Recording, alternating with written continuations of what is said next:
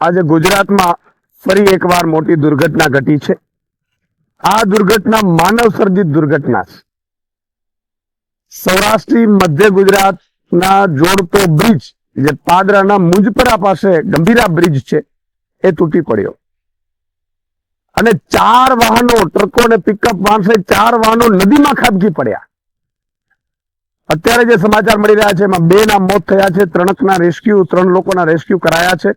જેના મૃતકો છે એમને ભગવાન એમની આત્માને ભગવાન શાંતિ અર્પે અને ઘાયલોને તુરંત સ્વસ્થ થાય એવી મારી ભગવાનને પ્રાર્થના છે।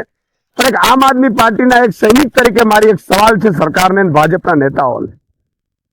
ટેક્સ જનતા ભરે, ટેક્સ જનતા એટલા માટે ભરે કે તમને એને વ્યવસ્થા આપો સુદૃઢ, અને વ્યવસ્થા આપવાને બહાને તમને નાણાં આપે અને એ નાણાં ભ્રષ્ટાચાર કરીને તમે ખાઈ જાઓ અને પાછા મરે પણ જનતા।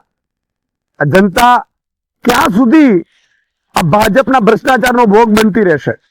આજે કોઈને ત્યાં બ્રિજ ઉપરથી નીકળવું કે બ્રિજ નીચેથી નીકળવું એ અસલામતી ફીલ થાય છે ભાજપના રાજમાં।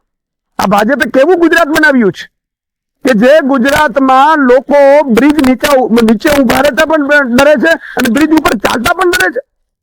યાર, બ્રિજના બ્રિજ તૂટી જાય અને એ પણ ગંભીર રીતે બે ભાગ થઈ જાય બ્રિજના, ત્યાં સુધી એમણે એક તો ભ્રષ્ટાચાર કર્યા, બીજા નંબરમાં એ જર્જરિત બ્રિજ છે કે નહીં એની ચકાસણી કોણ કરશે, એ જર્જરિત તો વાહન વ્યવહાર બંધ કેમ ન કર્યું?